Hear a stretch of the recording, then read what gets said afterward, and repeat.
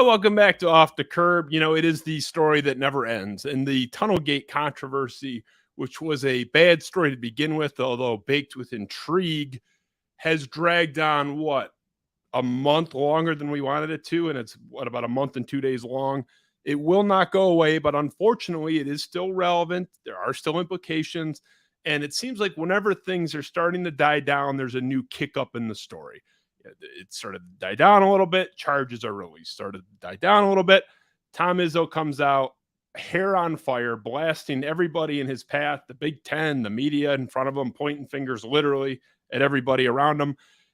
We're talking about it again, and we're going to revisit this today. Graham Couch, Lansing State Journal. You know, Graham, I'm going to bring you in. My wife, I asked her out about 22 times before she let me take her on a date. I think you beat her. I think it was about 30 times before I got you to go on a date per se with me, but I'm glad to have you. Welcome, Graham Couch, Lansing State Journal. No, I'm glad to be here. Thanks for having me, and thanks for your persistence. Oh, yeah, I'm trying. Yeah, I wore you down eventually. I was calling in favors from mutual friends of ours that you got to get Graham on the show. I'd love to have you in studio. We'll get to that later, maybe next year. I want to talk about this, but I'm going to set the table.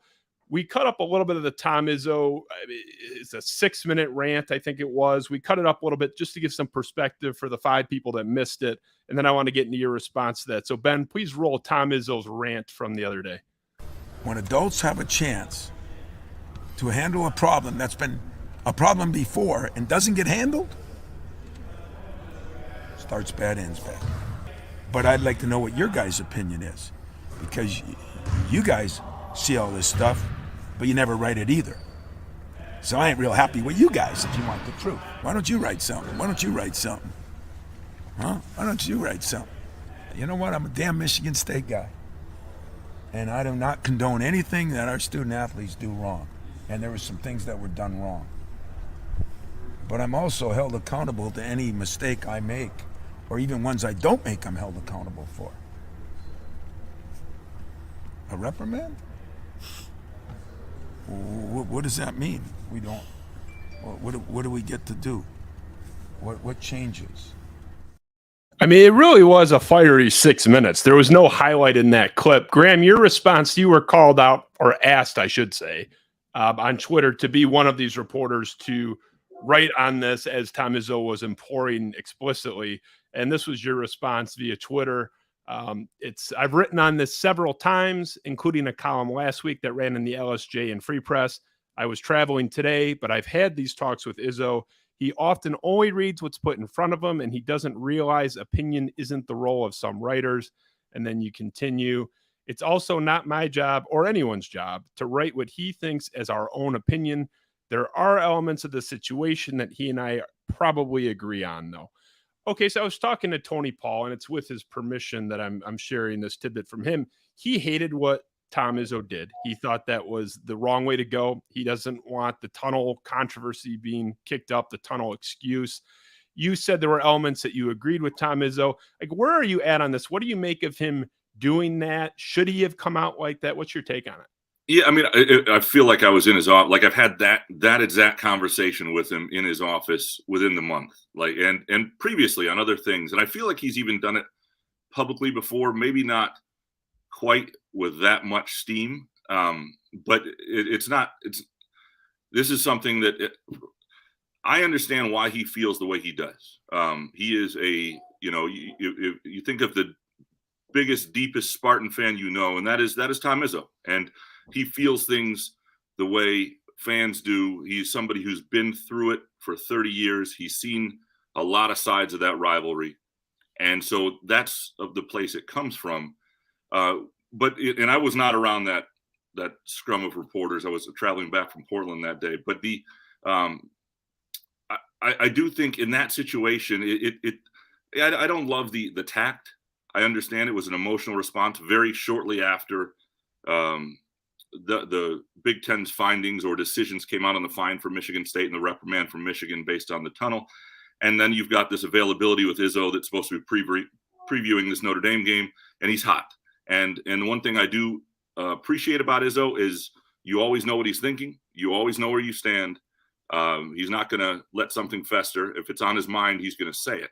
So I appreciate the genuine nature of that. I just think in that situation, number one, when I wrote that bit about the idea that he only reads what's in front of him, that's very true often. Like, there could have been 3 or 4 people who wrote something that he would have appreciated or liked or agreed with in that group, and he may not have seen it. That's just the nature of, I mean, he's called me upset about columns that I've realized 3 minutes in the conversation, he actually had read the column, but somebody else told him they didn't like it. So there's that element of it. So just the element of rights, I've heard that from him before, and I understand where he's coming from. I didn't love the tact. He's got every one of those reporters' phone numbers. If he's really upset and really feels like somebody should be addressing something, he could call them. They'd pick up. You have that conversation. Instead, it's sort of grandstanding is a wrong word. It's a little tough, but it puts people on blast in a way that I don't think is necessary or helpful, or even helpful to his cause. Because what are you going to, first of all, some of those reporters are beat writers who don't do a lot of opinion work. And then if they were to turn around and just write what Izzo asked them to write, that's not a great look either. That doesn't I don't think help what he was looking to do. But I understand why he felt the way he does. I mean, this is who he is, and it's one of the things I appreciate about him is how he feels at all times. You're speaking to the media response, and I agree with you. I read your piece in real time as it came out. There have been pieces out there. He did not use the phrase blue wall, but there were elements in there in parts that we didn't even include in that excerpt where he's kind of talking around it. The implication is, why don't you write something about this? This part was covered, sort of the quote unquote pro Michigan side. I know what you've written. I consider you as someone that's willing to call out anyone that's worthy of, being called out. But is there any element of truth to whether you call it the blue wall, a slight blue lean, whatever you call it, in general in the media in Detroit, Lansing, Ann Arbor collectively, is there a slight pro-Michigan lean, do you think, or is that just a total myth in Michigan State fans' heads? Yeah, it's sort of layered. One, knowing some of the editors over time who've been in roles to make those decisions, it did not exist at that level to me. In fact, you had a lot of Michigan State grads running those departments at times. People grew up, going to, caring about MSU sports. And so it was not in the editor mindset. I do think there is something to Michigan is a bigger draw in football in terms of audience, and there is a reality of that. I have seen both of those places sometimes work to be fair to the detriment of where the audience is. I remember once seeing a Detroit News columnist show up at a Michigan State game when it was just a nothing November game, and there was a huge Michigan game going on that day that probably deserved 2 columnists, and yet they were trying to balance it out. So I think there is a conscious effort to be aware that they're trying to be fair. But also, columnists have their choice sometimes where they go, and that's a different level of things and what interests them or where the big story is. So that may be perceived a certain way in terms of who shows up and where. I don't see the blue wall is like a lot of fans do, but I can understand why they see it, if that makes any sense. Like, I can, if you put yourself in the shoes of somebody who's looking for fairness and I can see why it looks like it's there. And maybe there are things that are, depending on how you define the blue wall, like the blue sounds very much like you're protecting the university. And I don't think that's 100% fair, but in terms of balance of coverage and whether something is a story is attacked with the same ferocity at Michigan that it would be at Michigan State. I understand why that perception's there, because I think what a lot of people look at recently is obviously the Nasser and Dr. Anderson stories and sort of the differences, but there were differences in those stories too. And you had, Larry Nasser being alive, you have just the national story that became with a number of young women, testifying in open court, and sort of the TV that created.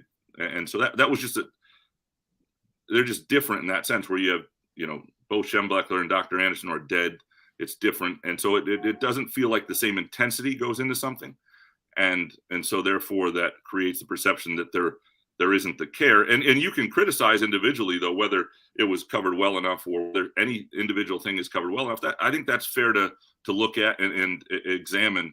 I don't think the intent, though, is a blue wall, if that makes sense. Yeah, I'm with you. So if I'm going to break down what I interpret to be the central thesis of that 6-minute rant that we cut up a little bit, I think it was a two-pronged point. One, we just addressed the media aspect. And I think the second, I think it's fair to say, was a general attack on the Big Ten. He explicitly listed the $100,000 fine versus a reprimand for Michigan. I've had a number of private conversations with people. I mentioned my conversation with Tony Paul. He and I were having a very spirited back and forth on this last night. But Tony's perception, and the perception of many, is that it was a mistake for Tom Izzo to come out to even invoke the tunnel, that it looks like whataboutism, that it looks like victim blaming in so many terms. What do you make from a strategic leadership standpoint? Because the president has been pretty coy, a little bit, vaguely worded statement. Mel Tucker, nothing. Alan Haller, nothing. They've kind of taken this on the chin. What do you make of Tom Izzo coming out, blasting the Big Ten, just from a general strategy standpoint? What did you make of that? Yeah, I mean, I don't think he thinks strategy in this situation. But I don't know that it's helpful. But I also think he is somebody who thinks he has the gravitas to do it and deal with any repercussions, and also gain attention. Whereas I don't think Mel Tucker. I think Mel Tucker would look pretty bad doing that right now. I think Alan Haller wouldn't look great. And you're right. I think took it on the chin is a good way of putting it. I think they've bitten their tongues a little bit. I don't think either was thrilled with the Big Ten response leading up to this. It was and so I don't know if Izzo thinks in terms of strategy all the time. He thinks where his heart is and head is in that moment in terms of what he's saying in public relations, and sometimes that gets him in trouble. But I don't think it was. I don't think it was helpful. For sure. My perception from conversations with people, more so with the football program, where I just happen to have more connections that we've established, and you can tell by the guests on our show, it's a lot lighter on the basketball side. But my perception from talking to people in the football program is that they feel that they have come to this, since it happened, as contrite, as open and transparent and cooperative as possible. They've owned it. They do feel that there were some inciting factors there that they don't even want to say because they think it'll look petty. Their perception is we've done everything we possibly could to handle this with class and face up and chin up. And Michigan, in their perception, I don't know, but in their perception, has not been the least bit receptive to that, where Michigan's response to this administratively, how they've handled their feelings with the Washtenaw County prosecutor's office, there's no distinction between how Michigan State is handling it versus if they had handled it combatively. It's like they're not earning any goodwill whatsoever with their stand-up approach. That's their perception. I don't know if you have a read on that. Have you talked to anybody? Are they frustrated in your mind with Michigan's handling of this, whether whoever's fault it was? I think it's pretty clear Michigan State was in the wrong for what happened that night. The fallout after, do you have any take on that, how Michigan's handled that, State's potential frustrations with that? Yeah, I mean, I think there is some frustration with the Big Ten. With Michigan, I don't know. I haven't had that conversation directly. I know there are things they didn't love about, the sort of push for charges initially. And not that there wouldn't have been charges filed on Crump. I mean, he swung a helmet. I'm not saying there weren't in certain places warranted, but the initial push for criminal charges, I think, was something that they probably felt was unnecessary. But the Big Ten's response, and everybody was in a little bit of a spot here as soon as this got to a situation where the police asked them not to talk to the players, right? So what you really had was the video and not a lot of other information. So I also understand from that perspective. But I do think that Michigan State was looking for more guidance from the Big Ten, or some guidance, something from the Big Ten, and didn't get it. And there was some frustration there. But to your point earlier, I mean, I think they understand there's not a lot you say here that makes you come off looking good. And I think that's part of Izzo's frustration, back to that too, is like, there's not a lot that can be said that looks good. He knows it. He's probably going to say something anyway, but he's hoping somebody will write it that comes from a place that has the gravitas to do so and have impact and say what he thinks needs to be said. I think the fan base really liked what Tom Izzo did. I don't know how effective it'll be on any type of external level where it's going to affect change in a positive way. That's why he speaks from their soul. That's always been his strength. And I think that, and so, I 100% get why they love it. It's how a lot of people were feeling. And he sort of gave voice to that. I thought this opportunity was lost here in this event with what happened, where if Michigan and Michigan State had both come together administratively from a football program leadership standpoint and said, look, enough's enough. This is rock bottom. I think you could start to build to a little bit more of a healthy place in the rivalry. Again, I'm only talking to one side here, and it's not for lack of trying. Michigan people don't really talk to me, usually as a general fact, but their perception is, and I agree, is there is a bloodlust for the Michigan program. They want these guys charged to the fullest extent, absolutely no diversion program. They want the book thrown at them. That's reflected even in the fan base's comments. Yeah, I posted something about Jacoby Windman's stats at the end of the year yesterday, and there's people responding saying, shouldn't he be in jail? I mean, they seem to be frothing at the mouth, hoping for the worst possible outcome for these players. My perception is this was an opportunity lost, where Michigan State apologized, owned it, suspended guys, all worthy reactions. If these two had come together and said, look, this is rock bottom, this is in a bad place, and I'm not saying 50-50 blame. Michigan State owns it, but let's move on. I think things could have been a lot better, but now there's been so much resentment bred by Michigan's reaction to this that I think we're as bad as ever. I mean, do you think that's a fair assessment of where we're at just as the rivalry is concerned? Yeah, it's ugly, and it's in a bad. It's just not fun anymore. That's the other thing. It's not. It's really the venom is at a level that I've never seen, and I do think that Michigan had the opportunity to sort of cool the temperature on this and did not take that. And even to do so as the weeks went on, or as charges came out, even if it wasn't initially something that was done to help that. Now, some of it is going to be, look, this rivalry has changed for a number of reasons. And part of that has been Michigan State's winning over the last 15 years and what that has done to, I think, the Michigan fan psyche, where Michigan State has become a viable threat instead of just an irritation occasionally. And so that changes. The number of people who are Michigan fans who are in my mentions when I'm writing a random story about Michigan State Portland basketball, and they've got some negative Michigan State take. Like, Twitter didn't exist in 2004, so I have no perfect comparison, but I just can't imagine that they cared to that extent. And it just, and so I think that has created a level of two-sidedness to this that is more even. And you always had, and then with Michigan, from Michigan State's perspective, they've sort of seen the top of the mountain in this rivalry, and they can't go back. There's no ability to go back and just be an irritant to Michigan and be okay with beating them one out of every 3 or 4 years. And so I think you're at an impasse where a lot of pent up feelings for a long time. And, Michigan State, depending on where you were born and when you got into this rivalry, you feel a certain way. And I think Michigan feels differently about it. But I also just think there's been an awful lot of unreasonability on social media that is, and I get that that's not representative of everybody, because I hear from a lot of Michigan fans and emails and people who aren't thrilled with Michigan's response or aren't looking for blood with Michigan State. But it certainly feels like it, and I'm guessing the message boards are the same way, but it certainly feels like it on social media. And that is a climate that is felt. Like, I think we're all a little culpable for what happened, because we build this thing to be such a thing.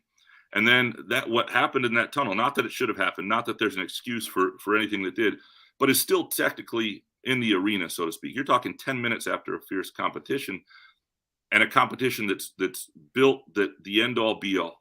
And these players know it.